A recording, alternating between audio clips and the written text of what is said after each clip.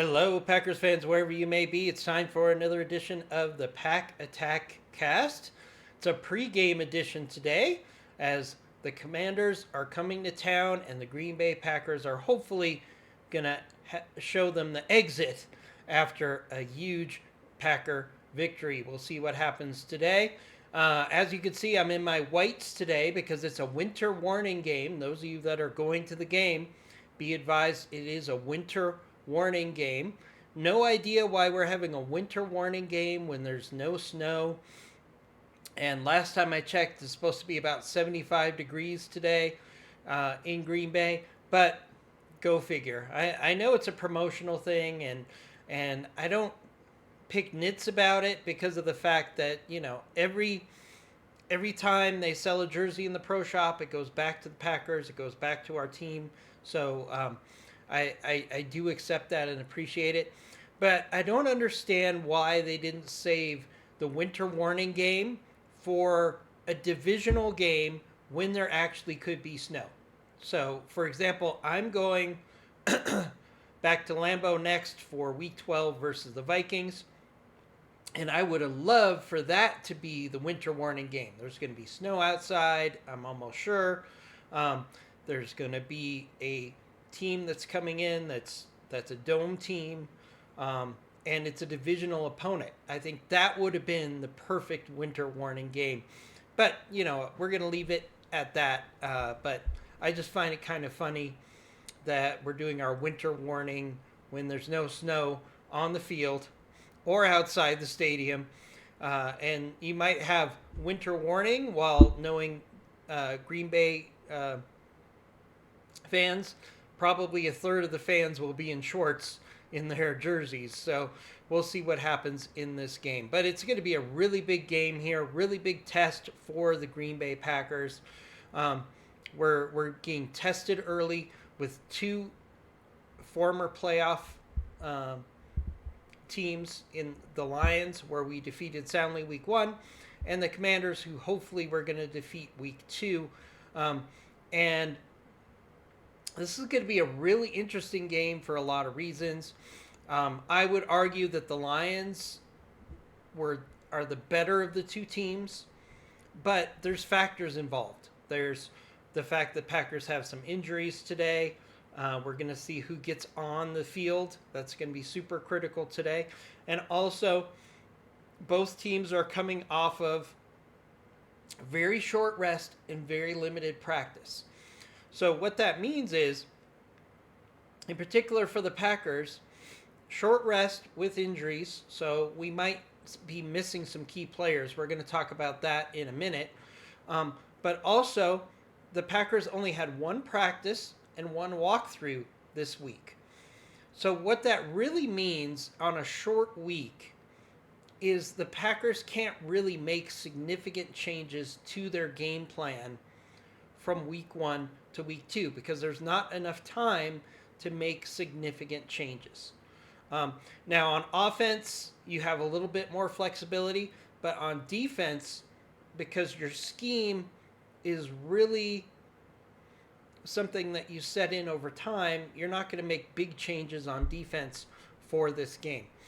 Now, one thing that really helps, and we're going to talk about that later, is that since the Packers are primarily playing a zone read defense, they don't really have to change that much opponent to opponent because their scheme is the same. Keep your eyes on the quarterback and keep the opponent in front of you to avoid big plays while the pass rushers get to the backfield. So that scheme actually lends itself really well to a quick turnaround game because they don't have to make significant changes on defense. And it actually helps them with a mobile quarterback like Jaden Daniels because their eyes are on the quarterback at all times. So you've got players that are either keeping an eye on the quarterback or they're physically rushing the quarterback. So I'm hoping that will limit Jaden Daniels' production. And we're going to talk about that a little later in the keys to the game. But first off, really quick business note here. We are at exactly 9,200 subs as of this morning. Thank you so much. My goal at the start of starting this channel just in April was to get to 5,000 by the start of the season, and we're at 9,200 subs. So thank you so much. Can we get to 9,500 by the end of week 2? That would be a great success for the channel. You can help that make that happen by hitting the sub button. If you're already a subscriber, hit that like button. It helps other people find this channel. Really appreciate it and all the support you guys have given the channel. Let's talk about the injuries first. This is going to be really critical for this game. The Packers do have more injuries, but I think one of the strengths of this team, and we've talked about it all the way going back to training camp, is the depth. We have depth to manage key injuries at key positions, especially the offensive line, and that might definitely come into play this week.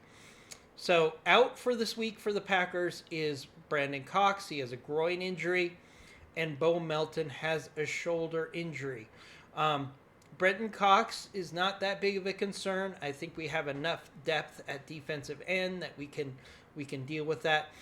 Bo Melton is a little challenging because we're a little thin at corner right now. Now that might help if Nate Hobbs comes back, and we'll talk about that in a moment. But Bo Melton being out really does hurt the depth in the secondary, so we're going to have to really see how we manage that, because he's really, depending on who you ask, he's the 4th or 5th corner on this team. So we're going to have to go a little deeper into the bench. I fully expect that we'll have a call-up from the practice squad for this game to address the Bo Melton injury. Not worried about Brenton Cox. I think they will survive it. Good news is, if he does have a groin injury, they have a mini bye after this game. They're going to be off for 10 days, and that will really help a groin injury heal naturally over time, and Brenton Cox should be good for week 3. Next up, we have Zane Anderson. He has a knee injury. He's questionable. That's a depth issue. Aaron Banks has an ankle/groin injury. So realistically, I don't expect Aaron Banks to play in this game unless he wakes up this morning and he's feeling really good. There's 2 problems here. The fact that he has an ankle and a groin injury, those are individually, those are bad injuries for an offensive lineman. It affects your mobility, your ability to shift, especially your ankle, your ability to push off. So given this, I expect Aaron Banks to be a scratch in this game, and I expect them to put Jordan Morgan in at left guard. Left guard is a position he's been training with throughout the preseason due to injuries and training camp, so I feel Jordan Morgan can slide right into left guard, and they will not lose any significant abilities with Jordan Morgan slipping in. Again, that goes to the depth that we talked about earlier. So Aaron Banks will likely be out in this game, barring a surprise, and I think Jordan Morgan will be your left guard. Now again, that gives us some depth issues, because they're going to have Jordan Morgan is arguably our best 6 lineman across the line. So if he's going to plug in as a starter, we're going to have to hope that we don't have any other significant injuries. Next up, we have Nate Hobbs, who's questionable with a knee injury. I suspect, since he's been practicing for last week and this week, although we only had 1 full practice, I think Nate Hobbs will at least be available as a nickel. Now, Valentine played very well as a starting outside corner last week. Outside of that crazy, questionable touchdown catch by Tesla last week at the end of the game, Valentine was very good last week. So I think the Packers feel comfortable about starting Valentine against a wide receiver core that I don't think is as deep as the Lions had, which I think means Nate Hobbs will probably come in and play, hopefully, as the nickel this week. So he'll be playing in the slot and he'll get limited snaps. But that will make the team better overall because Nate Hobbs is very stout against the run. He's a willing tackler in the run game. He could be an advantage for us that we didn't have last week against a player like Jaden Daniels. Nate Hobbs could be a key factor in trying to limit any big plays from Jaden Daniels in the secondary. Micah Parsons, we know, has a back injury. He will be good to go. I have no doubt that Micah Parsons will play in this game. As far as a prediction for how many snaps Parsons gets, Parsons got 29 last week. I'm going to feel like he gets 40 to 45 snaps this week as they get closer and closer to getting him into being an every down player. So I expect about 40 to 45 snaps from Parsons in this game. Now, if for some reason the Packers build up a big lead, Micah Parsons might be one of those players that they pull out knowing that they have a mini bye and let him rest. So we're going to have to see what happens. So if the Packers get a good lead, I would say a 2 touchdown plus lead, I would probably, if I was Matt LaFleur, say, hey, let's get Micah Parsons out there, out on the bench until we really need him maybe late in the game. So I think Micah Parsons, if there's a good lead, you're going to see Micah Parsons maybe scale down, maybe just play on key third downs or something like that. I think they're going to do everything possible to get him ramped up. Once again, Micah Parsons, after this game, will have 10 days off to not only recover and get into shape, but also learn the defense more, and I think that will be a big factor in week 3. And the biggest injury right now, we have Zach Tom. He has what is designated as an oblique injury. Zach Tom, I think, is the most likely to play between Aaron Banks and Zach Tom. And he's probably the most important of the two. So if Zach Tom can play and Aaron Banks cannot, I'll feel much more comfortable in this game. If Zach Tom can't play, look for Anthony Belton to get some play. And the reason for that is Anthony Belton is best when he's in the running game. And I think the Packers are going to hit the running game really hard in this game to keep the Commanders off the field. And they want to establish that dominant running game, not only for the season, because they were a little light on the run last week, but also because on a short week, running the ball is the best way to tire out a defense for the Commanders. So if the Packers can really run the ball down the Commanders' throat more often than not, it's going to tire out a defense that's on a short recovery week, and that will really be a benefit to the Packers. So for me, I would put Anthony Belton in if Zach Tom can't play and really give them a heavy dose of the run.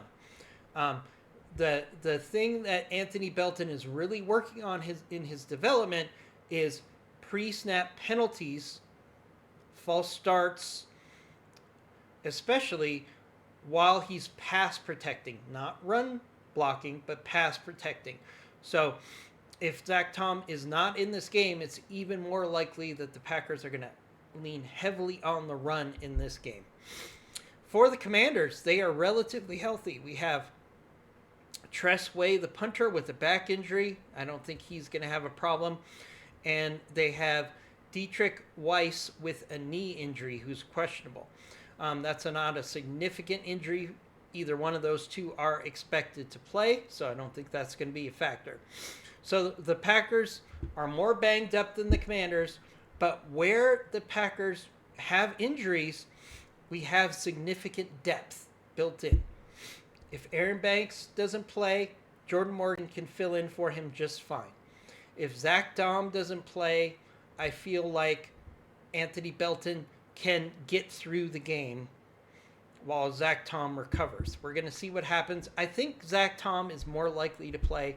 So I think Zach Tom If I had to put a percentage on it, I would say Aaron Banks is like 20% chance to play. Nate Hobbs, I think, is probably 60 to 70% chance to play.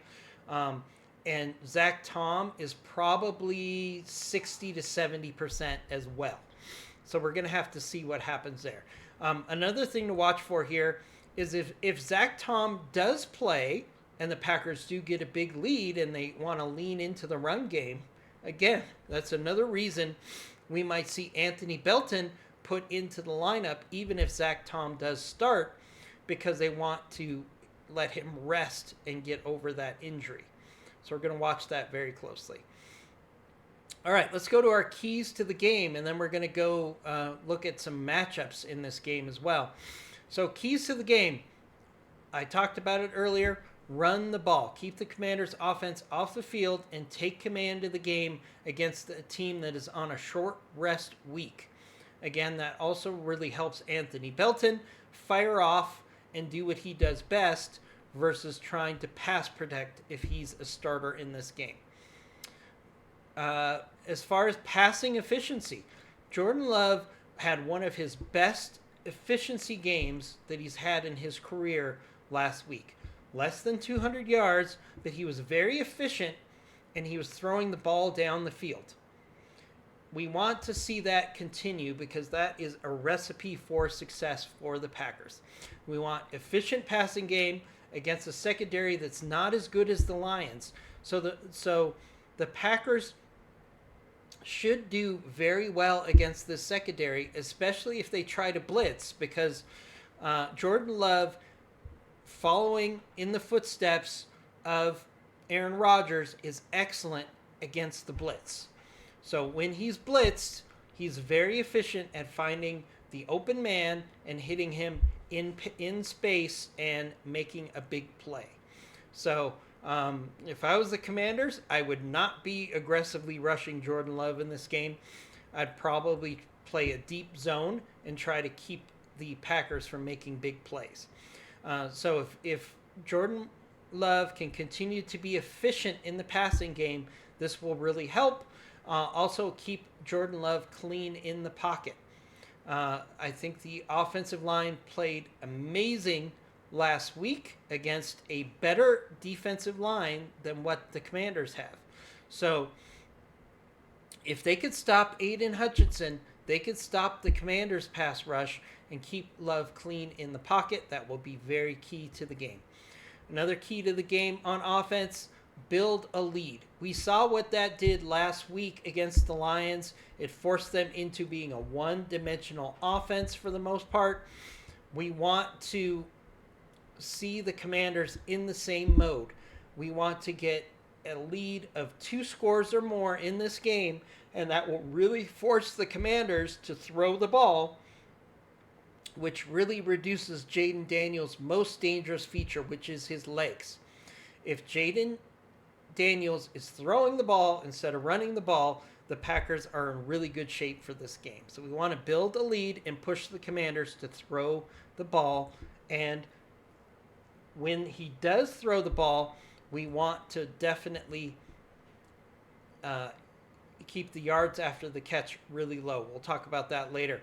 For the defense, we're going to stop the run. The Commanders have a huge win rate when they rush for 100-plus yards.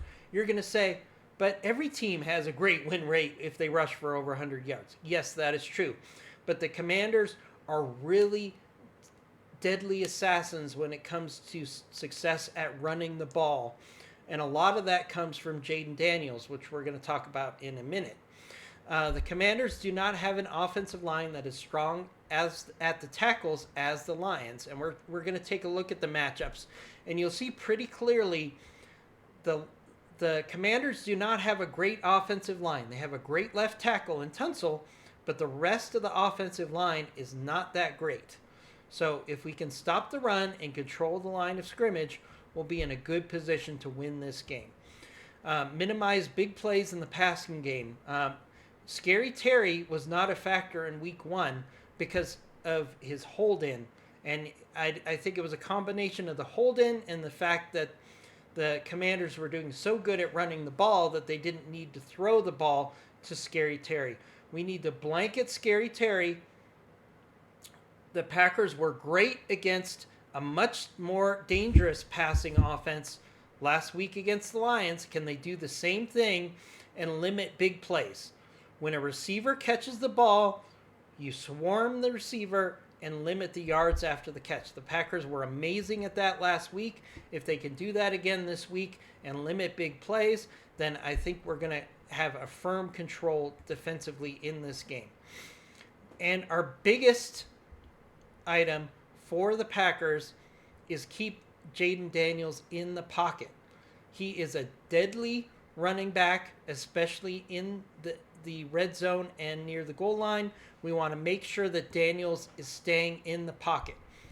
The Packers defense needs to have solid run lane discipline when they're going towards the quarterback. Make sure he doesn't have any gaps and force Jaden Daniels to throw the ball instead of running the ball. This is especially the case near the goal line and in the red zone. Look for Parsons and Cooper to be spies near the end zone on Daniels. The fact that the Packers are primarily a zone defense will help keep an eye on Daniels, as I talked about earlier, as everybody keeps an eye on the quarterback in this defensive scheme. Now, when I say spy, I don't think you're going to have Cooper just standing out there watching Jaden Daniels, although you might see that occasionally. What I do think is both Parsons and Cooper are the most physical players that have the ability to chase down Jaden Daniels if he runs the ball. So you might have a situation where they try to have some sort of a zone where if you have Parsons on one side, rushing from one side, and you have Cooper in the middle, they try to set up a zone to keep an eye on Daniels while they run to the quarterback. In addition to this, I think they're going to try to keep Micah Parsons rushing from the edge, either the left edge or the right edge, because you want to keep contain on Jaden Daniels. If they use Parsons in the center of the offensive line, that might give Daniels the opportunity to escape to the left or the right. So we're going to watch that very closely in this game. And now what we're going to do is we're going to pull up PFF and we're going to take a look at this matchup using PFF's tools. So let's switch over here. Here's our screen. So let's take a look at the Green Bay Packers so far. Division NFC North, record 1-0. Number one in the division is the Green Bay Packers. Points scored, tied for 6th. We know that the Packers maybe let off the gas a little bit at the end of that game. Plus, we have the Ravens and the Bills who had that big shootout game, so that kind of tweaks up the points scored a little bit. But I'd love to consistently see the Packers get to 30 to 35 points a game by the end of the season. So we're going to have to see what happens here. I would love to see the Packers be in the top 4 or 5 in points scored. Points allowed, 13. That's tied for 6th. We know that was a little misleading because the Tesla touchdown was in the last 2 minutes of the game last week. If they hadn't allowed that, they would probably be in the top 3 or 4 for points allowed. I still think, and you can't tell me to this day, I still think that was a bad call by the refs. I don't think that was a catch. But in any event, let's move on. So they're tied for 6th. So if they could get to top 5 in points scored and top 5 in points allowed, this is a Super Bowl caliber team. So that's what we're looking for in this matchup. Overall, PFF grades the Packers as the 3rd best team. On offense, they're the 9th. On defense, they're the 8th. Special teams, they're the 5th. So that's really amazing to me. And special teams was kind of an unsung hero last week for the Packers.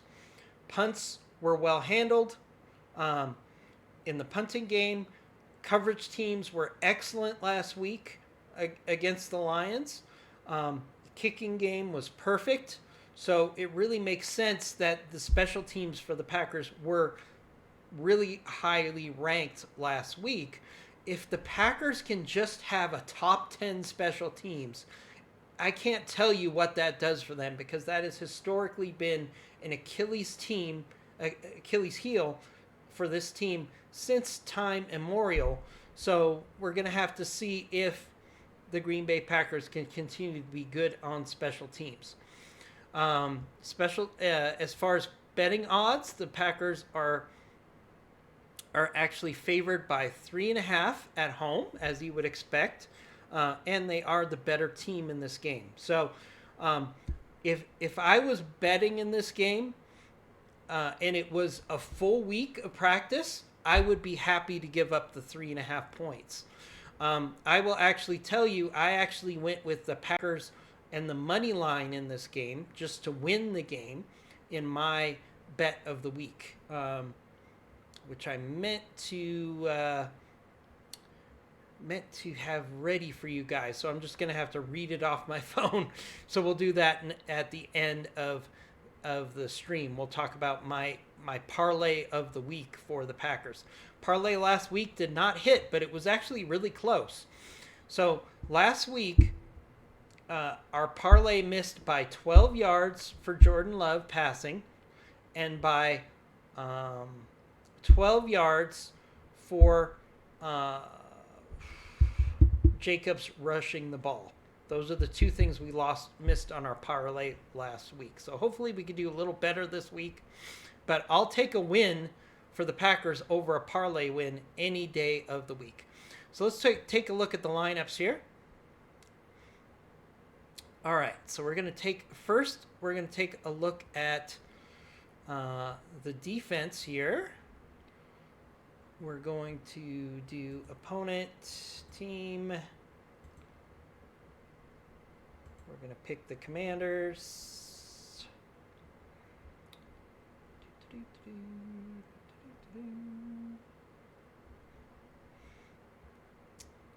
FC East, Commanders. There we go.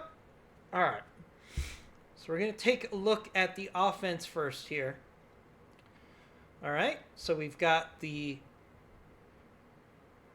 Commanders defense against the Packers offense. So let's take a look at this. Now, one of the things I want to look at here is I want to look at two tight end personnel, because I think we're going to see a lot of two tight end personnel this week for the Packers. So let's look at the defense first, okay? Harris had a great game last week at strong safety for the Commanders. Free safety, Martin was not that great last week. The linebackers were pretty solid for the Commanders. Cornerbacks were average last week for the Commanders, although they were facing a sub-tier quarterback and a sub-tier wide receiver group. So I think the corners for the Commanders have a much tougher job this week than they had last week against the Giants. Let's take a look at the defensive line here. Defensive line performed pretty well last week, but again, that was against a inferior opponent. We'll see how they do against a great offensive line and running game for the Packers. So we're going to have to see what happens here.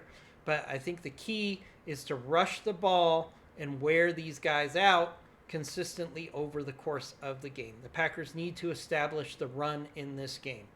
Let's take a look at the Packers offense here. We got Romeo Doubs, who had a very solid game last week, and Matthew Golden, who had limited touches but still had a solid game with those touches last week.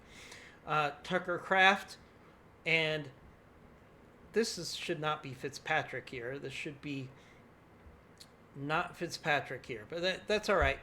So I think we're going to see a lot of two tight end sets this week. We're going to see the Packers run the ball against this defensive line. Let's look at who had a good game last week. Walker was solid.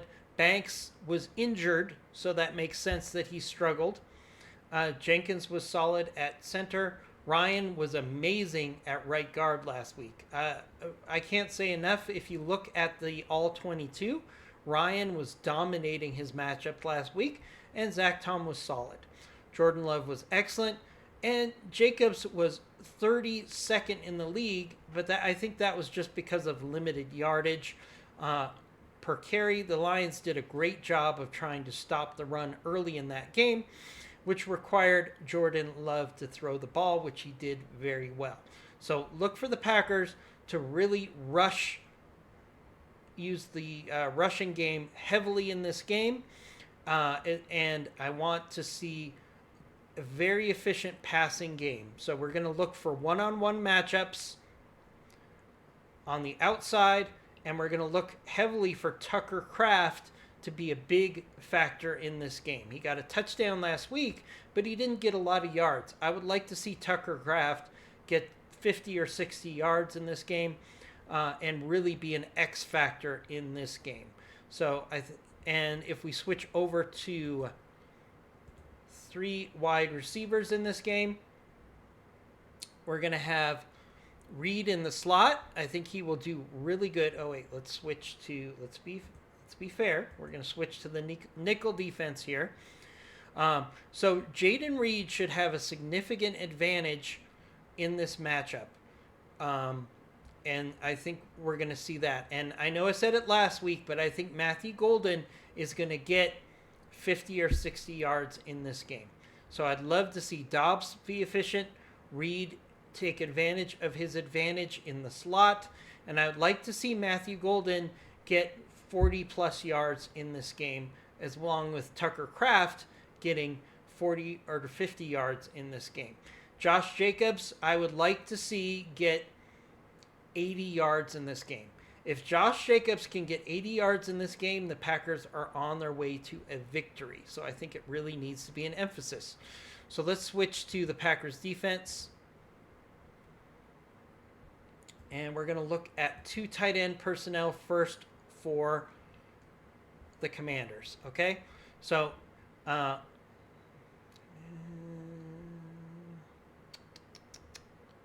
switch to the nickel here. Okay, so we're going to switch to the nickel here because I think it really better represents the Packers secondary here. So we've got McKinney and Williams. We know that they're arguably the best safety tandem in the league right now. Williams was second in the league for safeties this past week. Really loved how Williams played. It wasn't just the interception. He was great on coverage. He was great on rallying to get the tackles. Williams had a really great game last week. Cooper was amazing last week. He had 12 tackles. I think his rating was actually lower than it should have been, PFF. I think he was a top 10 linebacker last week. Walker was solid last week. Nixon was solid. Valentine was solid. Bullard struggled. He allowed, I think, 10 pass completions. Bullard kind of gets the short end of the stick when he's the nickel. So if we can get Hobbs into the nickel here, it will really help this defense get even stronger. Micah Parsons was solid. As we know, Rashawn Gary had a great game last week. And we also know LVN was very efficient as a defensive tackle rushing the quarterback last week. So expect to see more of the same this week. Let's look at the Commanders' defense right now. McLaurin was not a factor in the game last week. Deebo Samuels was actually very effective last week. So I would actually like to see Keyshawn Nixon match up against Deebo Samuels as much as possible. So Valentine played very well last week, but one of the things Valentine struggles with is physical players. We saw that in the playoffs last week. I do not want to see Deebo Samuels matched up against Corey Valentine. That's a significant advantage for the Commanders because Deebo Samuels is a very physical, imposing wide receiver, especially when he's trying to get yards after the catch. So ideally, Nixon will line up against Samuels. We do not want to see the Commanders get Samuel against Valentine if he's starting on the outside. That's a very big disadvantage for us. Looking at their offensive line, outside of Tunsil, this is a very mediocre group for their offensive line. So Parsons matched up against Tunsil, I think that's a win for the Packers. And then the Packers need to run downhill, especially Rashawn Gary against the right tackle, who is a rookie. If Rashawn Gary can take over this game and get pressure on Jaden Daniels consistently, I think this is going to be a win for the Packers. Zach Ertz is mainly a blocking tackle at this point in his career. Look for him to maybe be used to chip Micah Parsons, whichever side he's on. And Bates is kind of in the same vein. They don't really have a big passing threat out of the tight ends. They're good for short yardage, but they're not big play tight ends. So look for the tight ends to chip and help this offensive line in this game. Jaden Daniels had a very efficient game as a passer and as a runner last week. So we need to keep Jaden Daniels tied up in this pocket. Eckler was kind of mid as far as a running back, but they really do a running back by committee, both with Jaden Daniels and their other running backs. They really like to rotate fresh running backs into the game, but we need to really stop this run. So let's take a look at Washington in 3 wide receiver personnel. See if that really has a significant impact. Deep Samuels in the slot would actually be a very good matchup with Hobbs, and actually would be an okay matchup with Bullard. I can actually live with that. I think the 3 wide receiver looks actually benefit the Packers because you're going to have Samuels against a stouter defender, whether it's Hobbs or Bullard in the slot. I think that's actually going to be a better matchup for the Packers. And I think that wraps up our pregame edition of this game. I think it's pretty straightforward. We're going to look for the Packers to do a lot of what they did in week 1 and continue to be successful. I predict this is going to be a Green Bay Packers victory. Taking betting out of it, I would say I believe that the Packers are going to win this game by 10 points if they're good at keeping Daniels in the pocket and they limit the ability to run the ball for the Commanders. So we're going to have to see what happens there. Give me 1 second. I meant to have my parlay keyed up like I did last week, but I did not. So let me pull up my parlay of the week and tell you what I think the parlay of the week is for the Packers this week. I have the Green Bay Packers with the money line. I have Josh Jacobs with a touchdown. He's got 9 games in a row with a touchdown. Let's see if we can get to 10. Jordan Love has 200 plus yards passing. I think that's easily attainable this week in a little bit more of a shootout possibly. I have Jordan Love with 1 touchdown, Josh Jacobs with 60 plus yards rushing, and Matthew Golden with 40 plus yards rushing. That will give you a very nice parlay if the Packers win this game. So once again, Packers money line, Josh Jacobs with a touchdown, Jordan Love 200 plus yards, Jordan Love 1 passing touchdown, Josh Jacobs 60 plus yards rushing, and Matthew Golden 40 plus yards as a receiver. So that's our pregame. We're going to be back with a post-game show. I'll probably have the post-game show late tonight or early in the morning tomorrow. We'll see how it goes. I do have some friends coming over to watch the game, so we'll have to see how that works out. More likely than not, I'll at least do a brief pregame after the game, and then we'll do a full pregame tomorrow morning. It was a very short week this week, so I'm actually looking forward to having 10 games between games so we can really dig deeper into the game.